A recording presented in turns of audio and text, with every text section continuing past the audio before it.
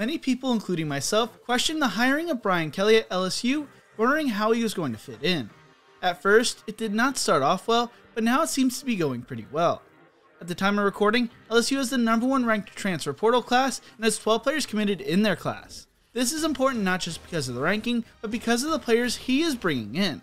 When Kelly and his staff first got to LSU, they took over a depleted and troubled roster, with numbers dwindling due to a combination of transfers, ineligibility, and roster mismanagement from the previous regime.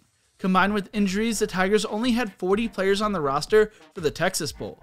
But due to the new NCAA rules, Kelly and co. have a way to patch that roster more than ever before. LSU can add up to 7 more players than the normal 25-man limit per cycle to sign around 15 transfers in total.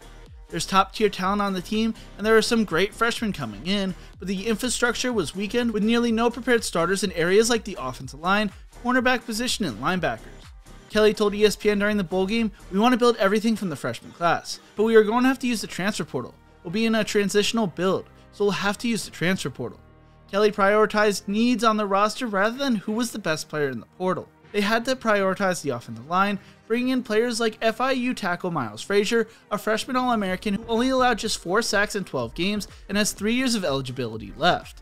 They also needed to add defensive backs after losing Derek Stingley Jr., Cordell Flott, and Cam Lewis to the NFL, and Eli Ricks and others opting to transfer. They've since added Shreveport, Louisiana native Jarek Bernard from Oklahoma State and 3 other defensive backs. Louisiana's Mekhi Gardner is a long 6'2" corner who has 2 years of starting experience. Arkansas's Greg Brooks is a Louisiana native from just outside New Orleans. The former 4-star prospect is a 3-year SEC starter who played a key role in the defensive turnaround in Fayetteville the last 2 years with Barry Odom. They also added Joe Facha from Arkansas, who's originally from New Orleans. Hey you! Yeah, you! How well do you think Brian Kelly is doing at putting together his first-year roster? Let me know in the comment section below. If you're enjoying this video, make sure to leave a like, a comment, and subscribe to the channel. I'd really appreciate it, because it really helps the video in the algorithm. Louisiana transfer receiver Kyron Lacey never thought he would get the opportunity to play at Tiger Stadium, but always dreamed about it. He broke down crying the first time he approached the field as a Tiger, telling The Athletic, "People from the state, you can say what you want, you wake up thinking about LSU." A hometown kid taking a new and increasingly normal route to the power programs across college football. He chose the Sun Belt out of high school, became the Raging Cajuns' leading wide receiver, and now will help his rebuilding dream school attempt to return to great heights. And he's one of 4 of LSU's 10 current transfer commits from Louisiana, ending up at the state's flagship institution. They are also focused on bringing in 5-star safety Jacoby Matthews, 4-star running back Trevante Citizen, and 3-star tight end Danny Lewis, who all played high school football in Louisiana, as well as former New Orleans native Harold Perkins. Louisiana has so much high school talent that if you could keep the players in state, you could win a national title. That's what happened with Nick Saban, Les Miles, and Ed Orgeron.